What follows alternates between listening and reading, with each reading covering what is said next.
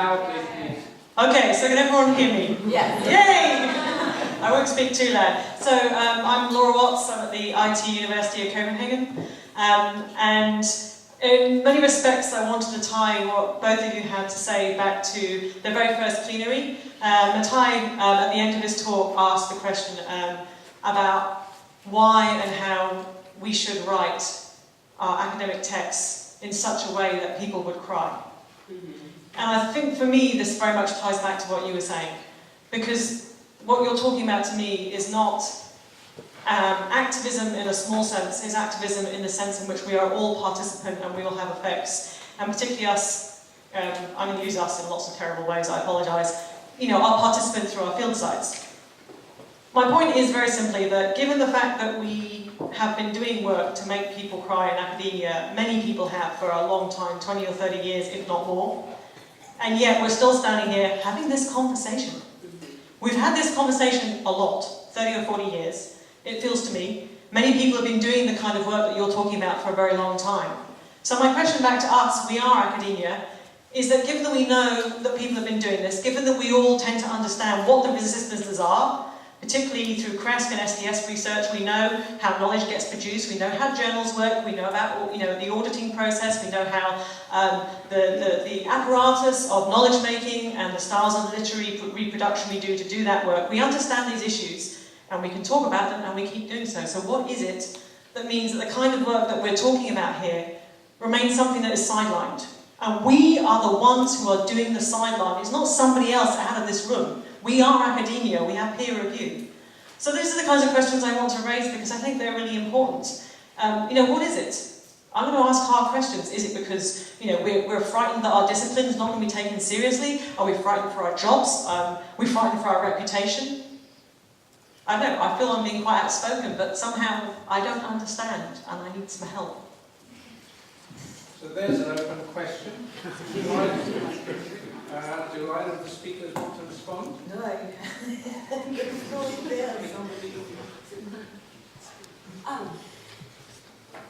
think this gets at sort of the part that I haven't really gotten to, and it's the sort of separation that we ourselves fall into, I think, when we do our material practice as academics, and that when we go to academia, we somehow forget the material choices that we make on a day-to-day basis that are, in fact, political. So it can be about where we publish and how we publish. It can also be, and this is a more tricky line, about how we sort of think of engagement and activism as being out there. So I'm often sort of really upset by the ways in which, and then there's a quote that I could read you from anthropologists that say, you need to keep quiet in the university so that you can go do and help people outside. Right? So we need to help people outside, therefore the world of the university and the labor conditions and the gendered conditions and the material ways in which our knowledge is validated don't get counted as the political terrain that we move on. So I think part and parcel of what I mean by reflexivity is this constant taking stock of the conditions that have made us sick, right? It's the conditions that make us sick and that we are situated material bodies that we have to take those things into consideration. And I think really trying to do away with that assumption that the real world and the ivory tower are distinct is part and parcel of it, but I also think there's very concrete practices that we could talk about, and I've been part of a lot of conversations, and I think the non-peer reviewed journal is an attempt in some way to make some sort of intervention mattering in the press, I think. Well, I will say that I have very often seen colleagues confronting people trying to contribute to a situation with some kind of, yes, but it is more complicated, which is an academic high point. And very often there are no so many questions about how complicated he has made the point. I think it's also about the analytic closure. I think there are some closures when activists select, but it's not a closure to be criticized, it's a strategic closure about which they can be completely conscious and deliberate. So it seems to me that the more complicated points, which is so great among us, should not be left away, but should be reinvented, as I try to say, as a worthy addition to the situation we deal with, not as, let's say, signals for colleagues. I think that academic work is full of signals for colleagues. I am not dupe. So it's exposing oneself. Just to add one thing about complicated, and this is something that I was actually wanting to throw out to the whole conference, because I felt like there were many times when someone said, yeah, but I don't want to take a political position because it's more complicated and complex than that. We heard that many times. And one of the things I meant by these kinds of open-ended, different foundations from which to move and act is recognizing that people constantly move recognizing complexity. I mean, we're always doing something and we don't need absolute certainty, right? The idea that we need certainty is a very modernist, rationalist notion of the relationship between how we know and how we act. And in fact, it's absolutely not necessary to think that a movement made a simplistic analysis and then acted. They could just be acting, recognizing the complexity of their point of departure.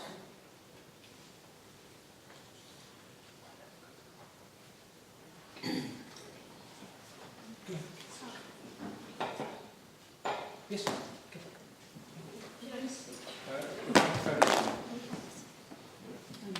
But do stand up and say you are. My name is Emma Cardwell. I was interested in what you were talking about. I read an article in The Guardian where someone was talking about a fisheries scientist, I'm in fisheries, and the comments underneath were talking about how this guy was involved with conservation NGOs, and they were like, I can't trust him as a scientist because he's partisan, because he's activist. And I wonder to what extent it seems like the public has this kind of old-fashioned view of the division of labour, of which we as scientists aren't supposed to take a stance. So I wondered what your opinion on that was. So, I think that it is one of the things I said that we can add by our own means. And our own means mean taking into account not our colleagues, but this divide in the public mind. And in your case, the fishery case, analyzing the statistics, which is a part of the fishery fates and all that, could have strong political consequences, while you remain clear and sharp, technically sharp, you see. I mean, there are times to have people being affected, and time to give tools for people to struggle. I mean, it's really a question of deciding yourself, your own time and means. and I also just, for me, and this is something that I've been working through, I think to really recognize the epistemic as a political terrain that we have to intervene in means sort of outwardly and actively intervening in the common sense ideas of what expertise are and what knowledge is and what the conditions from which we move and make, take our knowledge actions in the world are, right? So in epistemic politics, recognizing how crucial how we know is to the regimes that maintain a certain order right now.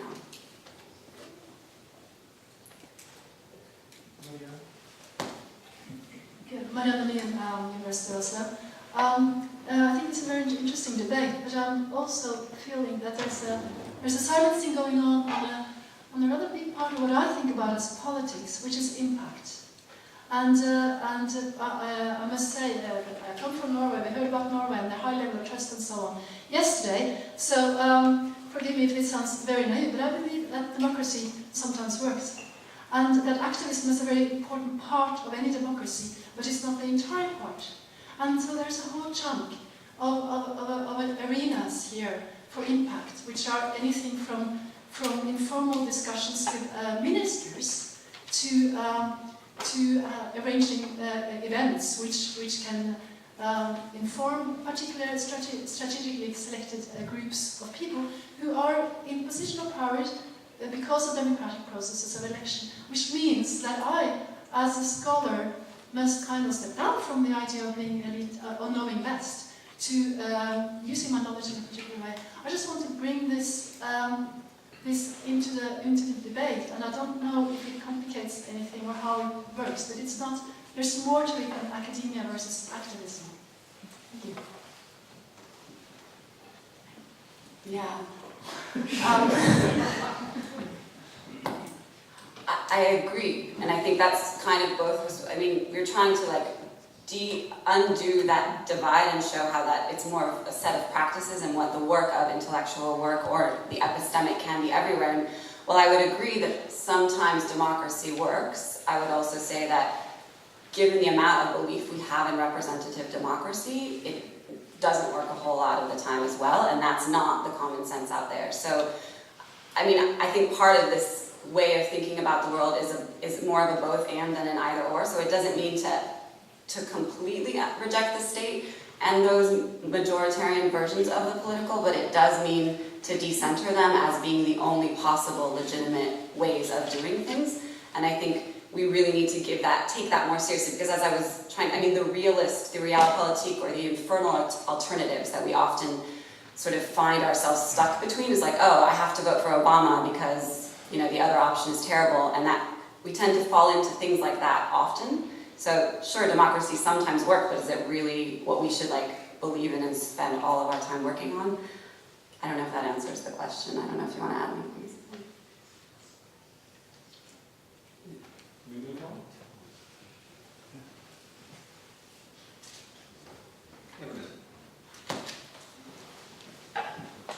Big voice, I'm not out there. Yes, that's right. And I will talk slow, Antoine. I want to pick up on the point about impact and also the word activist. I'm part of a group that's called the Encounters Collaborative, or Collaborative Encounters of CRESC researchers past and present. And we've been working on this notion of collaboration almost intuitively for several years, and then really started to put it to paper recently. We have a working paper that's circulating around. I don't think we ever use the word activist in there, but we take up a lot of these questions in terms of challenging an impact agenda or a knowledge transfer agenda, and to look at the various encounters we've had with not informants or not subjects or whatever, but people that we've engaged with, and collaboratively attempted to come to an understanding of some phenomenon.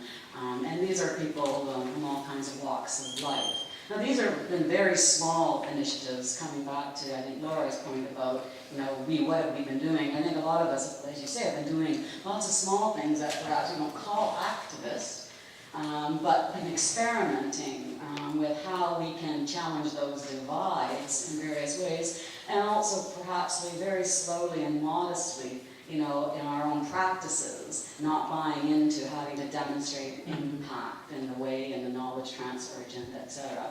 So there's probably other language out there that we can also borrow from, because in some ways, activism has sometimes a not good purchase. And I'm not saying that's right or wrong, but it can be very problematic.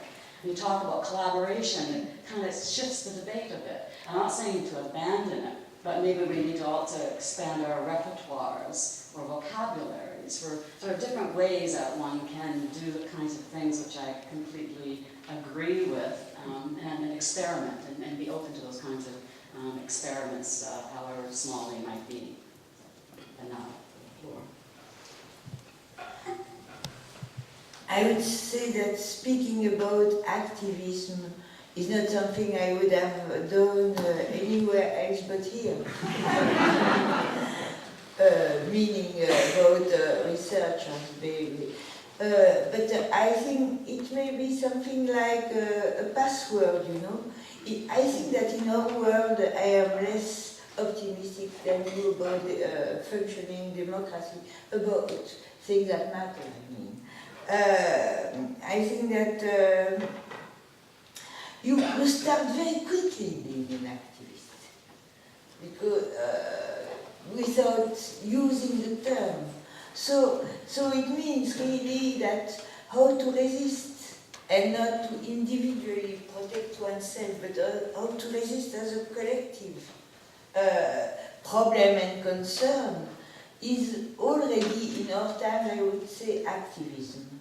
As soon as, I mean, it's not just for myself and mine. So I'm not sure that the term activist should be propagated widely and become a stamp, but to recognize a daring move which we recognize being activist and trying to go with it, to give it consistency, to cooperate with that is something important. Maybe it may be some kind of a link about a shared risk and hope. Yeah, I mean, I should say, there's many iterations of these talks, and Isabelle thought I was being really critical of activists in one version of it, because I actually right now am working on the problem of activism, partially as an identity and as something that is constantly stuck in a particularly modernist idea of revolution and change. So I think that activism is itself a construction, a problem that we need to contend with, and that's partly why I'm advocating an epistemic politics, right? Like that we look at and decenter who gets counted as having valid knowledge to make worthy contributions. And I think that collaboration is a really useful way. Relaying is the word that Isabelle uses, and we can talk about a network of relays or assemblages of enacting these kinds of interconnections. And I think it's partly like when you imagine topographically a field of knowledge practitioners and can, again, recognize that academics are just one and perhaps shouldn't be as privileged as we have always thought, but that doesn't mean we're useless, right? It just means we have a set of practices. And then there's activists, but there's also healers, and there's also spiritual leaders, and there's scientists. I mean, there's different knowledge practitioners that if we can come into network with one another and translate perhaps worthy additions will be more. And I mean, I think, again, we have to change the criteria about impact, right? So it's like what makes a useful contribution to the world, not what is true per se necessarily, what is objectively true. Did we do it right anywhere? I mean, I'm reflecting on the fact that the discussion is fairly abstract. And I was wondering about a case where either we did it terribly wrong, but more interestingly where we, whatever we is, did it right. Well, I would tell just one story because it's about me, but it's a quite completely small thing. It's when after I read a bit by chance, because a friend activist told me, and an academic would not have told me to read that. Sorry, read? Starhawk. Starhawk. So Dreaming the Dark. And to my great surprise, I did not close the book before ending, which was my commitment. As soon as New Age appears, close, no. So to me, she made me think and feel and imagine more than most academic book. I mean, it was really important. And at one time in Brussels, there was a rather important political activist moment. And I was invited, and I began telling them about that, about witches. And they still remember it. I mean, they still remember the kind of new idea about what it can be to connect together, and even taking seriously the goddess, God bless me, and all that. And actually, that I thought that evening that I had done my job. I had relayed something which I had learned in a way which could produce new possibility of thinking for those people. And I think that when I say to relate, this is what I think. I think that for instance, one of the great problems with what we call activism is that it comes from generation to generation.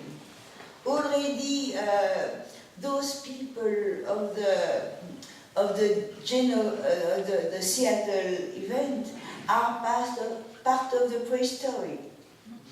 Why? What they did is still alive, but means being transmitted. So I think there is some kind of memory to be produced, living memory to be produced, so that not each generation has to invent everything again, with the past idea of mobilization being always the counterpart. I think they need story makings about themselves, and we can contribute to that. We are paid for producing some kind of active memory.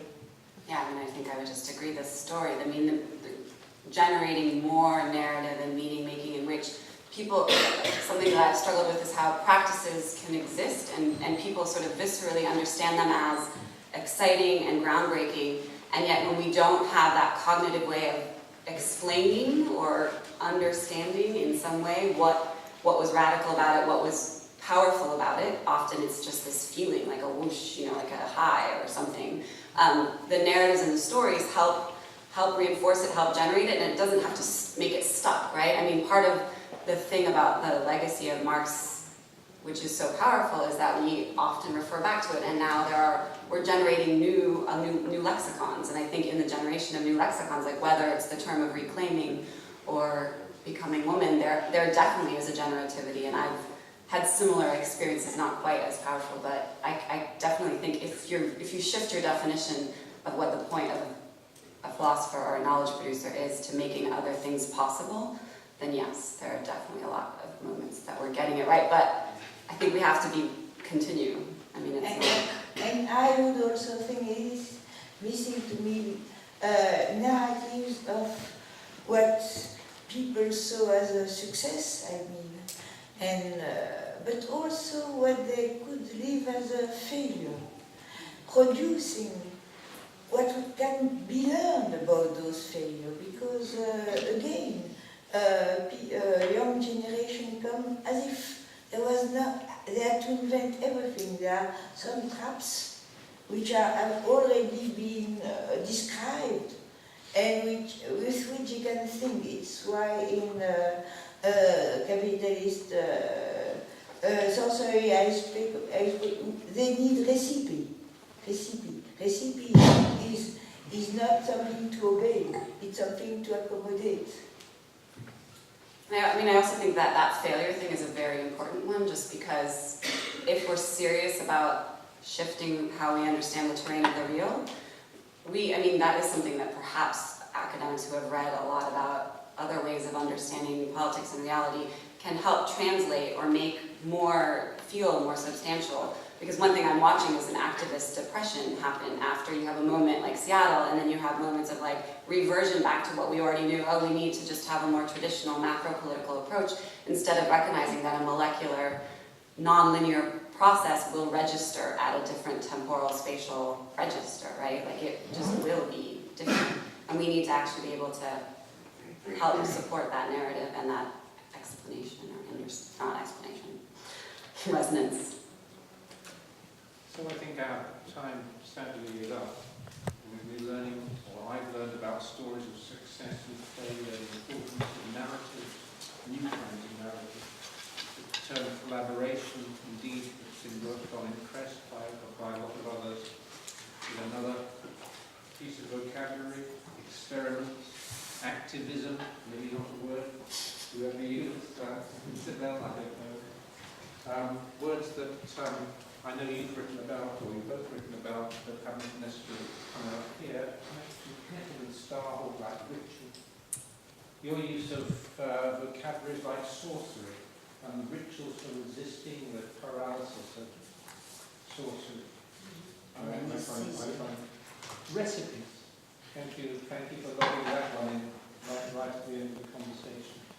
Notions about reclaiming. These are all versions of storying that I guess imply different understandings or enriched possibilities for understanding politics, forms of knowing, and the connection between being political, doing the political in good ways, and understanding things. Thanks anyway to both of you for enriching our vocabulary and talking to us all this afternoon.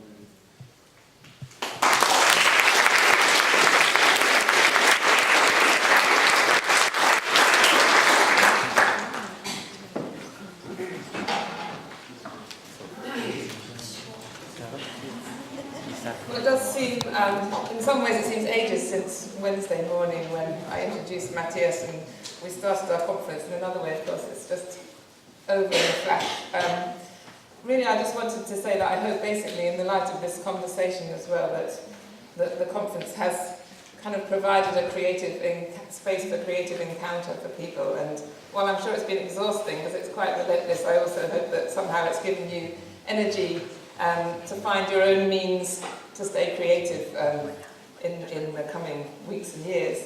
On Wednesday, I kind of did the thank yous in advance, so I'm not going to repeat everything again.